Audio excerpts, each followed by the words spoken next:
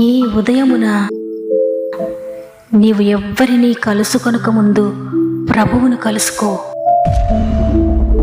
నీవు ఎవ్వరినీ చూడకముందు ప్రభువును చూడు. నీవు ఎవ్వరితో మాట్లాడకముందు ప్రభువుతో మాట్లాడు. నీవు దేనిని వెదకకముందు ఆయన రాజ్యమును నీతిని వెదకు.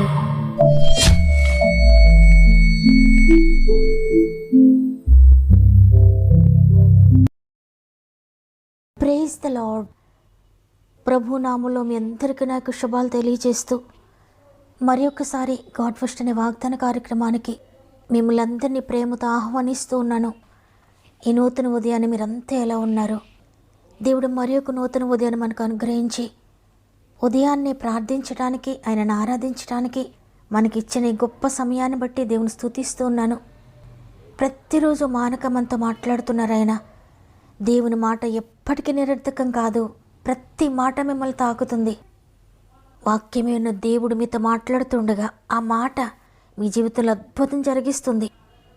నా జ్ఞానాన్ని బట్టి, నా శక్తిని బట్టి ఈ మాటలు నేను మాట్లాడడం లేదు, కానీ పరిశుద్ధాత్మ దేవుడే ప్రతిరోజు మనతో మాట్లాడుతున్నారు. కాబట్టి దేవుడు అనుగ్రహిస్తున్న మాటను నా కొరకే అని నమ్మండి. ప్రతి వాగ్దానం యొక్క నెరవేర్పును మీరు తప్పక చూస్తారు. ఆ విధంగానే మీరు తెలియజేస్తున్న ప్రతి ప్రార్థన విన్నపమును దేవుని చేతులకు అప్పగిస్తున్నాను. మీ ప్రతి కామెంట్ను చదివి మీ ప్రతి సమస్యను దేవునికి చెప్తున్నాను. ఆయనకే మొరపెట్టుకుంటున్నాను. మీరు కూడా మొరపెట్టండి.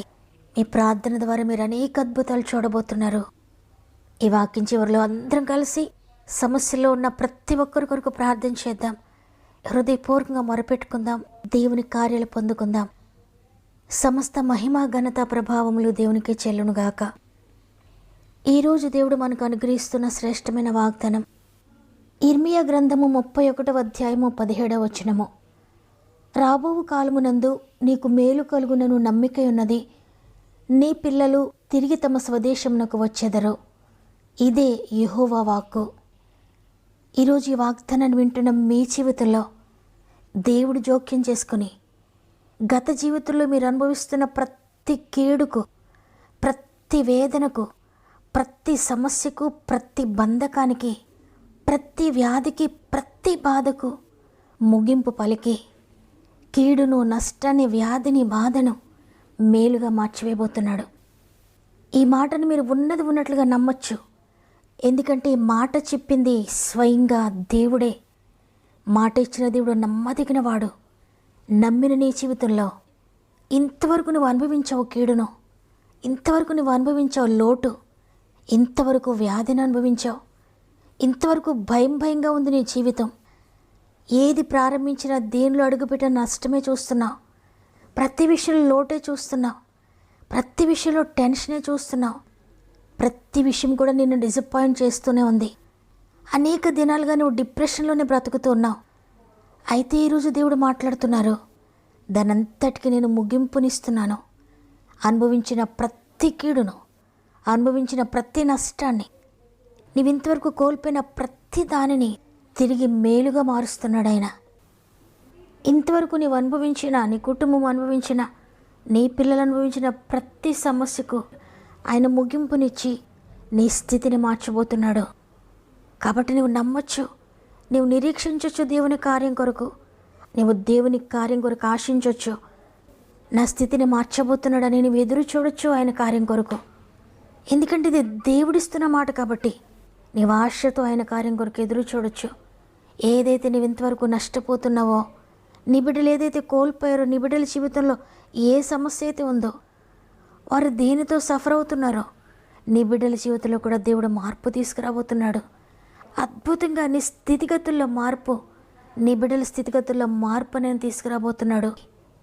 గతంలో ఉన్న ప్రతి పరిస్థితికి మార్పు కలగబోతుంది నీ జీవితంలో. నీ ఆర్థిక పరిస్థితుల్లో మార్పు రాబోతుందని నమ్మొచ్చు నీవు. నీ బిడ్డల జీవితంలో మార్పు చూస్తున్నానని నమ్మొచ్చు నీవు. ఆత్మీయ జీవితంలో గొప్ప మార్పు నేను చూడబోతున్నానని నువ్వు నమ్మొచ్చు. ఎందుకంటే ఇది సజీవమైన దేవుని మాట. దేవుడే నీకు ఇస్తున్న వాగ్దానం ఇది. కాబట్టి నీ జీవితంలో ఇంతవరకు జరుగుతున్న పరిస్థితి అంతా కొట్టివేస్తున్నాడు ఆయన. దాని అంతటి నుండి నీకు విడుదల ఇవ్వబోతున్నాడు. గతాన్ని మర్చిపో. గతంలోని చేదు అనుభవాలన్నీ కూడా మర్చిపో.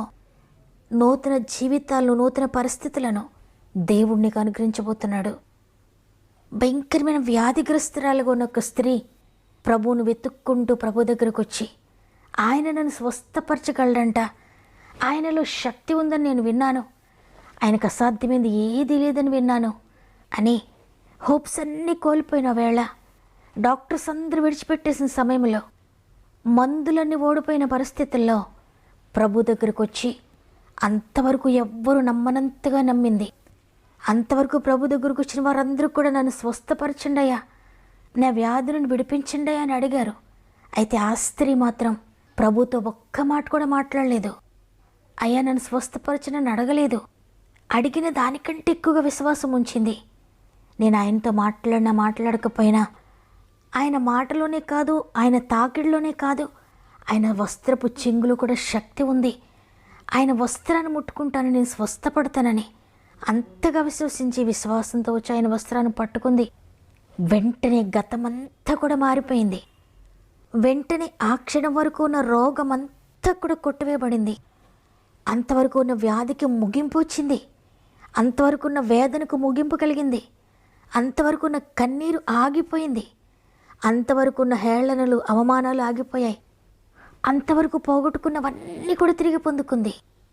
దేవుడు తన సమస్యలన్నిటికీ ముగింపు పలికాడు. దేవుడు తన వ్యాధికి ముగింపు పలికాడు. దేవుడు తన కష్టానికి, తన కన్నిటికి ముగింపు పలికాడు. నూతన కార్యం జరిగించాడు, నూతన జీవితాన్ని ఇచ్చాడు.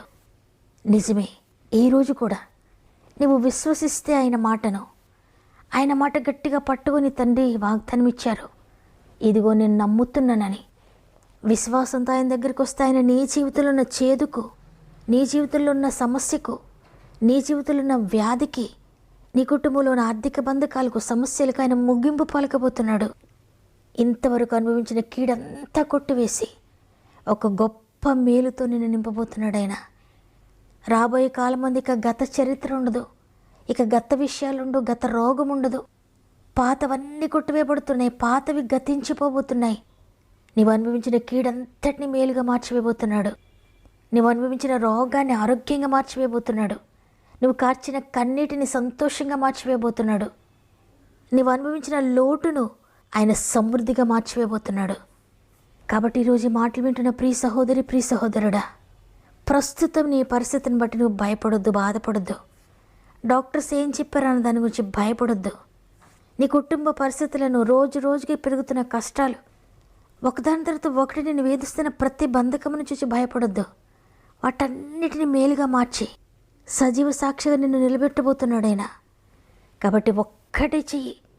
ఆ స్త్రీ ఏ విధంగా అయితే విశ్వాసం ఉంచిందో, అంతవరకు ఎవరు నమ్మనంతగా ఏ విధంగా నమ్మిందో, అంతవరకు ఎవరు విశ్వసించినంతగా విశ్వసించి ఆయన వస్త్రపు చెంగు ముట్టుకుందో, ఆ విధంగా నీవు కూడా విశ్వసించు చాలు.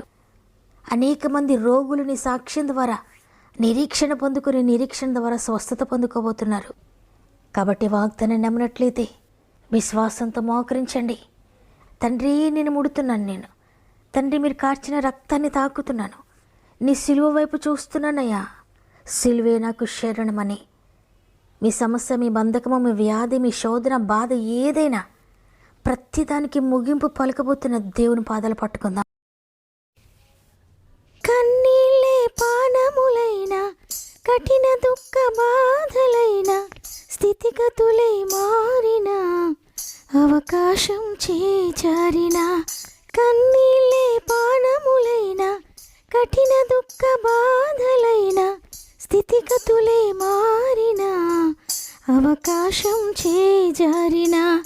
మారదు యేసు ప్రేమ, నిత్యుడైన తండ్రి ప్రేమ.